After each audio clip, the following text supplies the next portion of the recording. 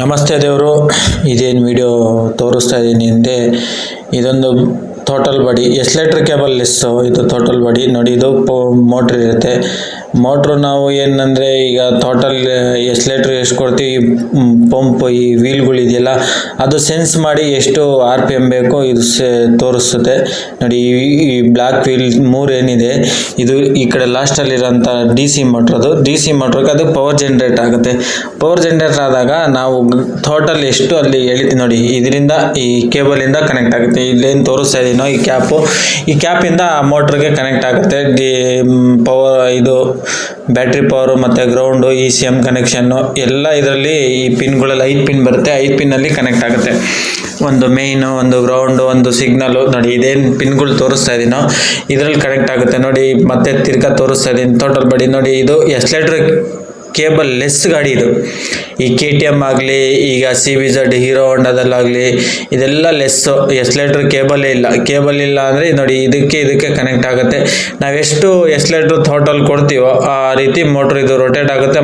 Motor rotate ಆದಾಗ cable ಗಾಡಿನ rice ಮಾಡುತ್ತೆ ನೋಡಿ. ಇದೇನು ಟೋಟಲ್ ಬಾಡಿ ತೋರಿಸ್ತಾ ಇದ್ದೀನಿ. ಟೋಟಲ್ ಬಾಡಿ ಇದು ಇಂಜೆಕ್ಟ್ರು ಮತ್ತು TPS ಸೆನ್ಸರು ಮತ್ತು ಹೈಡಲ್ ವಾರು ಇದೆಲ್ಲ ಇರುತ್ತೆ. 3-in-1 ಸೆನ್ಸರ್ ಎಲ್ಲ ಇರುತ್ತೆ ಇದರಲ್ಲೇ. ಹಾಗಾಗಿ ಒಂದು ಸಣ್ಣ ನಿಮ್ಮ ಹತ್ರ ಒಂದು ವಿಡಿಯೋ ಹಂಚ್ಕೊಳ್ಳೋಣ ಅಂತ ವಿಡಿಯೋ ಮಾಡಿದ್ದೀನಿ. ಇದೇನು ಟೋಟಲ್ ಬಾಡಿ ನೆಕ್ಸ್ಟು ಬರೋಂಥ ಫ್ಯೂಚರಲ್ಲಿ ಎಸ್ಲೇಟ್ರ್ ಕೇಬಲ್ಲೇ ಸಿಗೋಲ್ಲ. ಎಸ್ಲೇಟ್ರ್ ಕೇಬಲ್ ಹುಡುಕಿದ್ರು ಎಸ್ಲೇಟ್ರ್ ಕೇಬಲ್ ಸಿಗೋಲ್ಲ. ಈಗ ಇನ್ನೊಂದೇನಾಗುತ್ತೆ ಅಂದರೆ ಈ ಹಳೆ ಗಾಡಿಗಳು BS3 ಆಗಲಿ, BS4 ಆಗಲಿ, BS6 ಆಗಲಿ, BS6ಅಲ್ಲೂ ಕೇಬಲ್ ಇರೋವಂಥ ಗಾಡಿ ಅವೆ, ಕೇಬಲ್ ಇಲ್ಲದಂಥ ಗಾಡಿನೂ ಅವೆ. ಏನಪ್ಪ ವಿಷಯ ಅಂದರೆ ಈಗ ಹಳೆ ಗಾಡಿಗಳಿಗೆ ಏನು ಮಾಡ್ತಾರೆ ಅಂದರೆ ಕೇಬಲ್ಗಳು ಸೇಲ್ ಆಗದಿಲ್ದಾಗ ಈ ಮ್ಯಾನುಫ್ಯಾಕ್ಚರ್ ಮಾಡೋರು ಕೇಬಲ್ನ ಹಾಗಾಗಿ ಮುಚ್ಕೊಂಡು ಹೋಗ್ತಾ ಇರ್ತಾರೆ ಎಸ್ಲೇಟ್ರ್ ಕೇಬಲ್ಲು. ಮತ್ತು ಮುಂದಿನ ಫ್ಯೂಚರಲ್ಲಿ ಎಸ್ಲೇಟ್ರ್ ಕೇಬಲ್ಗಳು ಸಿಗೋದು ಕಷ್ಟ ಆಗುತ್ತೆ. ಏನಕ್ಕೆ ಅಂದರೆ ಎಲ್ಲ ಮಾಡಿಫೈಡ್ ಈ ಥರ ಮಾಡ್ತಾ ಹೋದಾಗ ಮ್ಯಾನುಫ್ಯಾಕ್ಚರ್ ಮಾಡೋರ್ಗೂ ಎಫೆಕ್ಟ್ ಆಗುತ್ತೆ, ಪ್ರತಿಯೊಬ್ಬರಿಗೂ ಎಫೆಕ್ಟ್ ಆಗುತ್ತೆ.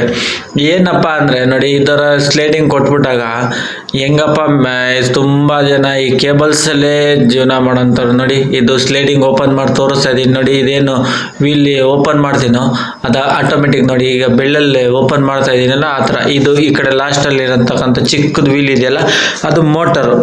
ಅದಕ್ಕೆಲ್ಲ ಪವರ್ ಜನ್ರೇಟ್ ಆಗುತ್ತೆ ಬಂದು ECMದು ಮತ್ತು ಬ್ಯಾಟ್ರಿ ಪವರು, ಸಿಗ್ನಲಿಂದು ಎಲ್ಲ ನಾವೆಷ್ಟು ಅಲ್ಲಿ ಎಸ್ಲೇಟ್ರು ಕೊಡ್ತಾ ಇದ್ದೀವಿ ಅದು ಇಲ್ಲಿ ಸೆನ್ಸ್ ಮಾಡುತ್ತೆ. ಸೆನ್ಸ್ ಮಾಡಿದಾಗ ಇಲ್ಲೇನಾಗುತ್ತೆ, RPM ರೈಸ್ ಆಗುತ್ತೆ. RPM ರೈಸ್ ಆದಾಗ ಗಾಡಿ ಪಿಕಪ್ ಬರುತ್ತೆ.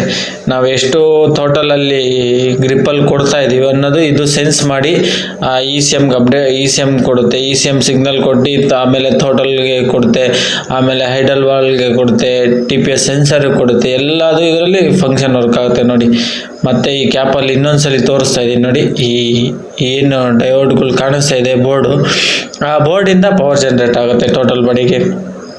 ಗೊತ್ತಿರೋರಿಗೆ ಓಕೆ, ಗೊತ್ತಿಲ್ಲದವ್ರಿಗೆ ನೋ ಪ್ರಾಬ್ಲಮ್. ಇದೊಂದು ಸಣ್ಣ ಮಾಹಿತಿ ನಿಮ್ಮ ಹತ್ರ ಹಂಚ್ಕೊಳ್ಳೋಣ ಅಂತ ಒಂದು ಉದ್ದೇಶಕ್ಕೋಸ್ಕರ ವಿಡಿಯೋ ಮಾಡಿದ್ದೀನಿ ನೋಡಿ. ಇದು ಟೋಟಲ್ ಬಾಡಿ ಈಗ ಡೆಮೋ ತೋರಿಸ್ತಾ ಇದ್ದೀನಿ. ಯಾವ ಥರ ಇತ್ತು, ಯಾವ ಥರ ಈ ವಿಡಿಯೋನ ಶೇರ್ ಮಾಡಿ, ಸಬ್ಸ್ಕ್ರೈಬ್ ಮಾಡ್ಕೊಳ್ಳಿ ನನ್ನ ಚಾನಲ್ನ. ಯಾರೆಲ್ಲ ನನ್ನ ಚಾನಲ್ಗೆ ಹೊಸಬ್ರಾಗಿದ್ದರೆ ನನ್ನ ಚಾನಲ್ನ ಸಬ್ಸ್ಕ್ರೈಬ್ ಮಾಡ್ಕೊಳ್ಳಿಪ್ಪ. ಹಾಗೆ ನಿಮ್ಮ ಫ್ರೆಂಡ್ ಸರ್ಕಲ್ಗೆ ಈ ವಿಡಿಯೋನ ಶೇರ್ ಮಾಡಿ. ಶೇರ್ ಮಾಡಿದ್ರೆ ಅವ್ರಿಗೂ ಯೂಸ್ಫುಲ್ ಆಗುತ್ತೆ ನನ್ನೊಂದು ಉದ್ದೇಶ ಅಷ್ಟೇ. Thank you. ನನ್ನ ವಿಡಿಯೋ ಗೊತ್ತಿರೋರಿಗೆ ಗೊತ್ತಿಲ್ಲದವ್ರಿಗೆ ನೋ ಪ್ರಾಬ್ಲಮ್. ನನ್ನ ವಿಡಿಯೋನ ಯಾರೆಲ್ಲ ನೋಡ್ತಾ ಇದ್ದೀರಾ ಹಾಗೇ ವಿಡಿಯೋನ